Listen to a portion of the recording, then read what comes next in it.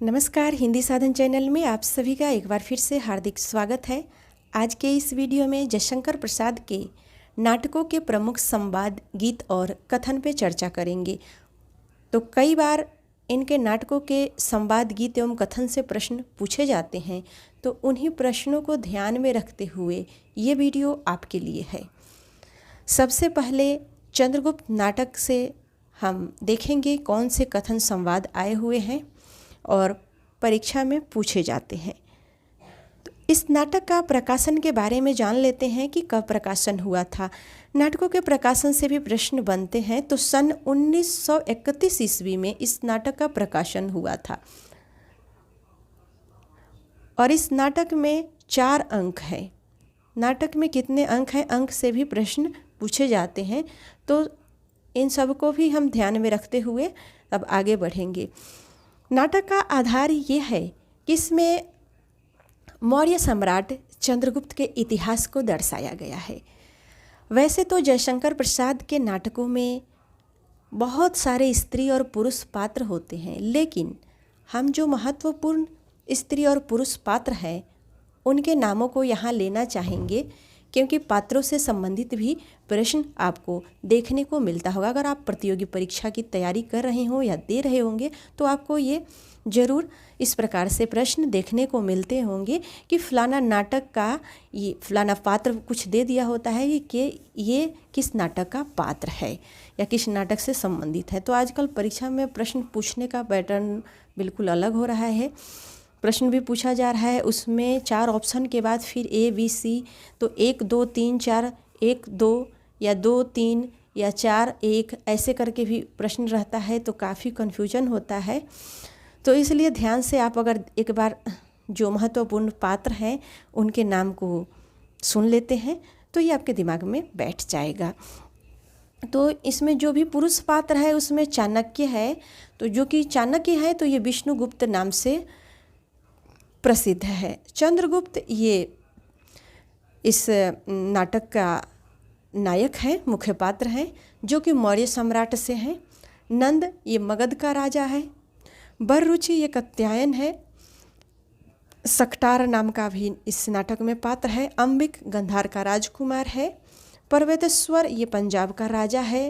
राक्षस जो मगध का अमात्य है। और इस नाटक में स्त्री पात्र भी कई सारे स्त्री पात्र हैं। तो स्त्री पात्रों से भी इस प्रकार से प्रश्न बनते हैं कि चंद्रगुप्त नाटक में कौन सी ये ऐसी पात्र है जो चंद्रगुप्त से प्रेम भाव नहीं रखती थी। तो कई सारे इसमें स्त्री पात्र है और नाम दे दिया जाता है। तो आपको यहाँ पर यह ध्यान देने की ज़रूरत है कि चंद्रगुप्त से प्रेम भाव रखने वाली इसमें 3-4 ऐसी पात्र है जो उनसे प्रेम भाव रखती थी। और एक पात्र है जो परीक्षा में 2-3 बार आए भी हैं ऐसा प्रश्न, जिनका अब यहाँ पर मैं नाम लूँगी। सुवासिनी नामक जो पात्र है वो चंद्रगुप्त से प्रेम भाव नहीं रखती थी। ये चाणक्य की पूर्व परिचिता थी और नंद की नर्तकी थी। तो ऐसा पूछा जाता है कि चंद्रगुप्त से प्रेम भाव नहीं रखने वाली कौन सी पात्र है। तो सुवासिनी ये चंद्रगुप्त से प्रेम भाव नहीं रखती थी। और चंद्रगुप्त से प्रेम भाव रखने वाली पात्रों में कल्याणी है जो कि मगध की राजकुमारी है। कार्नेलिया है जो सेल्यूकस की राजकुमारी है। मालविका है। ये सभी तीनों चंद्रगुप्त से प्रेम भाव रखती थी। अन्य कई सारे स्त्री पात्र है। अलका तक्षशिला की राजकुमारी है। मौर्य पत्नी है। एलिस है। लीला और नीला है। पर इन सभी से प्रश्न नहीं बनते हैं। इन्हीं 4-5 नामों से प्रश्न बनते हैं। तो अब हम बढ़ेंगे नाटकों के कथन के बारे में कि चंद्रगुप्त नाटक से जो कथन आए हैं या परीक्षा में आते हैं। मुझे इस देश से जन्मभूमि के समान स्नेह होता जा रहा है। यहाँ के श्यामल कुंज, घने जंगल, सरिताओं की माला पहने हुए शैल श्रेणी, हरी भरी वर्षा, गर्मी की चांदनी, शीतकाल की धूप, भोले कृषक और सरला कृषक बालिकाएं बाल्यकाल की सुनी हुई कहानियों की जीवित प्रतिमाएं हैं। यह स्वप्नों का देश, यहाँ त्याग और ज्ञान का पालना, यह प्रेम की रंगभूमि। भारत भूमि क्या भुलाई जा सकती है? कदापि नहीं। यह अन्य देशों की जन्मभूमि है। यह भारत मानवता की जन्मभूमि है। यह कथन कॉर्नेलिया चंद्रगुप्त से कहती है। तो परीक्षा में ऐसे प्रश्न बन सकते हैं। इससे आधा भी पूछा जा सकता है कि भारत भूमि क्या भुलाई जा सकती है? कदापि नहीं। यह अन्य देशों की जन्मभूमि है भारत भूमि। ऐसा किस पात्र का यह कथन है और किससे कथन है? तो कॉर्नेलिया चंद्रगुप्त से कहती है। आइए और देखते हैं। यदि प्रेम ही जीवन का सत्य है तो संसार ज्वालामुखी है। ये कथन कॉर्नेलिया सुवासिनी से कहती है। अगला जो कथन है यह है, महत्वाकांक्षा का मोती निष्ठुरता की सीपी में रहता है। यह चाणक्य चंद्रगुप्त से कहते हैं। अगली जो पंक्ति है वह है, अरुण यह मधुमय देश हमारा, जहाँ पहुँच अनजान क्षितिज को मिलता एक सहारा। ये कथन कॉर्नेलिया का है। अगला जो कथन है, हिमाद्री तुंग श्रृंग से प्रबुद्ध शुद्ध भारती, स्वयं प्रभा समुज्ज्वला स्वतंत्रता पुकारती। ये समवेत गायन है। अब चंद्रगुप्त नाटक की पंक्तियाँ को हमने देख लिया है। आगे जो नाटक है वह है स्कंदगुप्त। स्कंदगुप्त नाटक की एक बहुत ही महत्वपूर्ण पंक्ति है। अधिकार सुख कितना मादक और सारहीन होता है। यह कथन किसका है? तो यह कथन स्कंदगुप्त, जो कि इस नाटक का प्रमुख नायक है, उन्हीं का यह कथन है। स्कंदगुप्त ये किसी से नहीं कहते, बल्कि उनका यह आत्मकथन है। वो कहते हैं कि अधिकार सुख कितना मादक और सारहीन होता है। तो स्कंदगुप्त नाटक का प्रकाशन 1928 ईस्वी में हुआ था और इस नाटक में कुल 5 अंक हैं।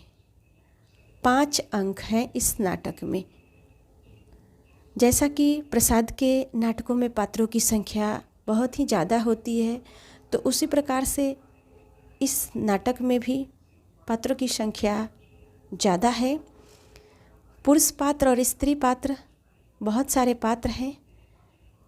स्कंदगुप्त पुरुष पात्रों में जो कि युवराज है, कुमारगुप्त यह मगध सम्राट है, गोविंदगुप्त कुमारगुप्त का भाई है, पर्णदत्त मगध का महानायक है, चक्रपालिक पर्णदत्त का पुत्र है, बंधुवर्मा मालव का राजा है, भीमवर्मा बंधुवर्मा का भाई है, मातृगुप्त काव्यकर्ता कालिदास है, प्रपंच बुद्धि ये बौद्ध कपालिक है, शर्वनाथ अंतर्वेदी का विपथपति है, कुमारदास सिहल का राजकुमार, परगुप्त ये कुमारगुप्त का छोटा पुत्र है, भट्टार्क नवीन महावालाधिकृत है, पृथ्वीसेन मंत्री है,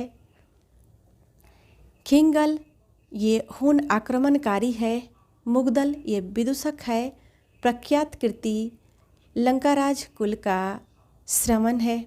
और स्त्री पात्रों पर अगर चर्चा किया जाए तो देवकी ये कुमारगुप्त की बड़ी रानी स्कंदगुप्त की माता है, अनंत देवी कुमारगुप्त की छोटी रानी है, जयमाला मालव की रानी है, विजया बंधुवर्मा की बहन है और देवसेना मालव धनकुबेर की कन्या है, कमला ये भट्टार्क की जननी है, रमा सर्वनाग की स्त्री है, मालिनी मातृगुप्त की प्रणयिनी है, सखी और दासी भी है। नाटक का विषय है कि चंद्रगुप्त की विजय का चित्रण, सेल्यूकस का विजय, चाणक्य की कूटनीति, राजा के आंतरिक विद्रोह का चित्रण और अंत है अच्छे शासन का निर्माण इस नाटक का विषय है। तो आज हमने इस वीडियो में 2 नाटकों के प्रमुख कथन गीतों पर जो भी प्रश्न बनते हैं उसको देखा। मुझे उम्मीद है कि ये वीडियो आपके लिए उपयोगी सिद्ध हो और इस प्रकार से कुछ प्रश्न आपको देखने को मिले और आप निश्चय ही अपने प्रश्न का सही उत्तर दे पाएँ। वीडियो देखने के लिए सभी को बहुत बहुत धन्यवाद।